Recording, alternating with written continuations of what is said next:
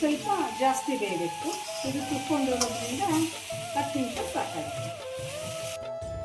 ಬ್ಯಾಚುಲರ್ಸಿಗೆ ಮತ್ತು ಅಡುಗೆ ಮಾಡೋಕ್ಕೆ ಟೈಮೇ ಇಲ್ಲ ಅನ್ನೋಂಥವ್ರಿಗೆ ಪಟಾಪಟ್ ಅಂತ 10 ನಿಮಿಷದಲ್ಲಿ ಈಸಿಯಾಗಿ ಬೀಟ್ರೋಟ್ ಪಲ್ಯ ಮಾಡೋದು ಹೇಗೆ ಅಂತ ನೋಡ್ಕೊಂಬರೋಣ ಫ್ರೆಂಡ್ಸ್.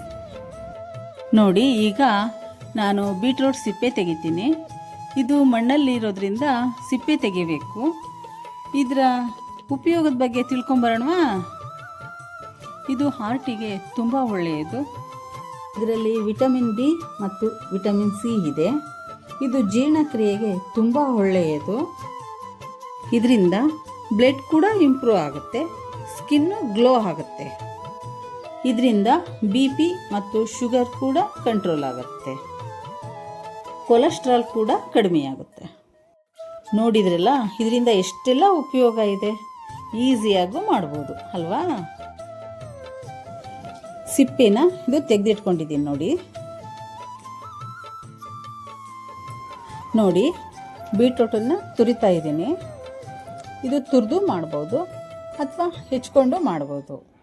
ಹೆಚ್ಕೊಂಡಿದ್ದನ್ನು ಸ್ವಲ್ಪ ಬೇಯಿಸ್ಕೋಬೇಕಾಗತ್ತೆ. ತುರಿದಿರೋದು ಬೇಗ ಆಗತ್ತೆ. ನೋಡಿ, ಅರ್ಧ kg ಬೀಟ್ರೋಟ್ ತುರ್ಕೊಂಡಿದ್ದೀನಿ. 2 ಟೊಮೊಟೊ ಕಟ್ ಮಾಡ್ಕೊಂಡಿದ್ದೀನಿ. 5 ರಿಂದ 6 ಮೆಣಸಿನ್ಕಾಯಿ, 2 ಈರುಳ್ಳಿ, ಸ್ವಲ್ಪ ಕರ್ಬೇವಿನ ಸೊಪ್ಪು. ನಾವೇ ಮನೆ ಹತ್ರ ಬಕೆಟಲ್ಲಿ ಬೆಳೆದಿರೋದು ನೋಡಿ. ಫ್ರೆಶ್ ಆಗಿದೆ ನೋಡಿ. ಬೀಟ್ರೋಟ್ ಪಲ್ಯಕ್ಕೆ ಬೇಕಾಗಿರುವ ಸಾಮಗ್ರಿಗಳು: ಸಾಸಿವೆ, ಜೀರಿಗೆ, ಕಡಲೆಬೇಳೆ, ರುಚಿಗೆ ತಕ್ಕಷ್ಟು ಉಪ್ಪು. ಗ್ಯಾಸ್ ಆನ್ ಮಾಡಿಕೊಂಡು ಎಣ್ಣೆ ಹಾಕಿದ್ದೀನಿ. ಸ್ವಲ್ಪ ಸಾಸಿವೆ,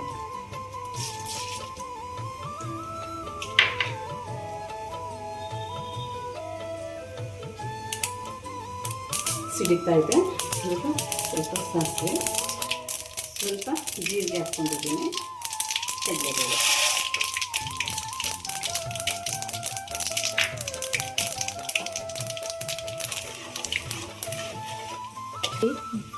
ಇದು ಗೋಲ್ಡನ್ ಬ್ರೌನ್ ಬರುತ್ತಂತ ಸ್ವಲ್ಪ ಫ್ರೈ ಮಾಡ್ಕೊಳ್ಳೋಣ.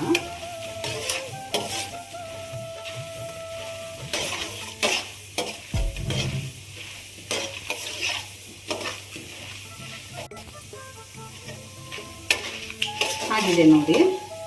ಇವಾಗ ಕರಿಬೇವು,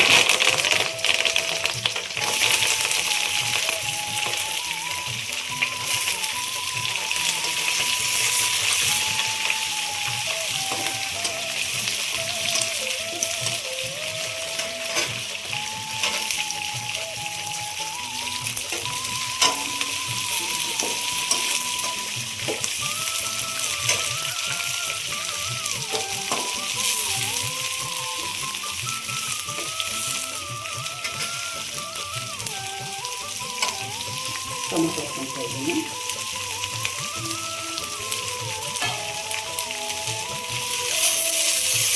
ಈ ಪಲ್ಯಕ್ಕೆ ನೀರು ಹಾಕೋ ಅವಶ್ಯಕತೆ ಇರಲ್ಲ. ಅದು ಫ್ರೈ ಮಾಡ್ಕೊಂಡು ಒಂದು 10 ನಿಮಿಷ ಮಾಡಿದರೆ ಸಾಕು. ಹಾಗಿದೆ ನೋಡಿ. ಇದು ಜಾಸ್ತಿ ಬೇಯೋದೇನು ಬೇಡ. ಬಿಟ್ಬಿಟ್ಟು ಒಂದು 10 ನಿಮಿಷ ಫ್ರೈ ಮಾಡಿಕೊಂಡ್ರೆ ಸಾಕು. ಹಾಗೆ ಮಾಡಿದರೆ ಒಂದು 10 ನಿಮಿಷ. ಬೀಟ್ರೂಟ್ ಹಾಕ್ಕೊತಾ ಇದ್ದೀನಿ ನೋಡಿ.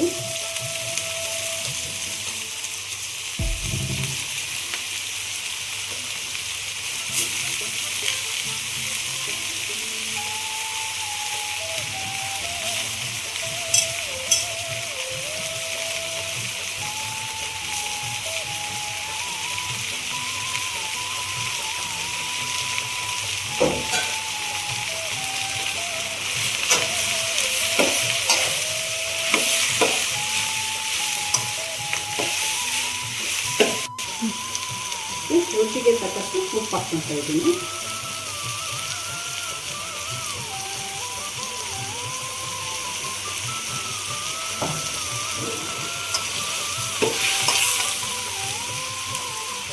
ಇದು 5 ನಿಮಿಷ ಆಯ್ತು. ಇದು ಫ್ರೈ ಆಗ್ತಾ ಇದೆ.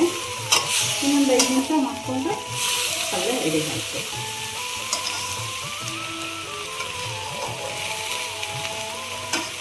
ಆಯಿತು ನೋಡಿ, ಇದಕ್ಕೆ 5 ನಿಮಿಷ ಆಯಿತು. ಇನ್ನೊಂದು 5 ನಿಮಿಷ ಮಾಡಿಕೊಂಡ್ರೆ ಸಾಕು ನೋಡಿ. ಇದಕ್ಕೇನು ನೀರು ಹಾಕೋ ಅವಶ್ಯಕತೆ ಇರಲ್ಲ.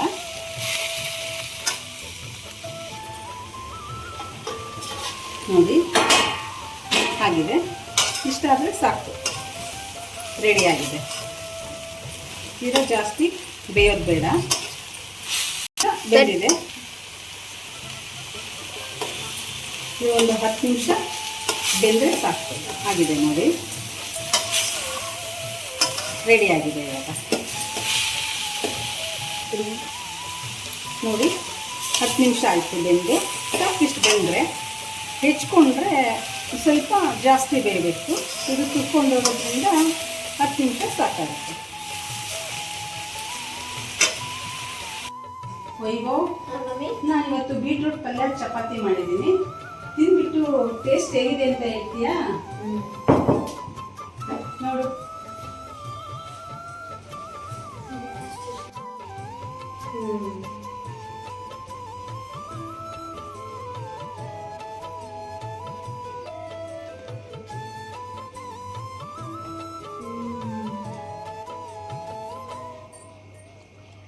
ಬಾಯಿಗೆ ಸಿಕ್ತಿರೋ ಬೀಟ್ರೋಟ್ ಫ್ಲೇವರು ಮತ್ತು ಅವಾಗ ಸಿಗೋ ಬೇಳೆ ಕಟ್ಟು ಮೀನು ತುಂಬ ಚೆನ್ನಾಗಿದೆ ಅಲ್ಲ? ಸೂಪರ್.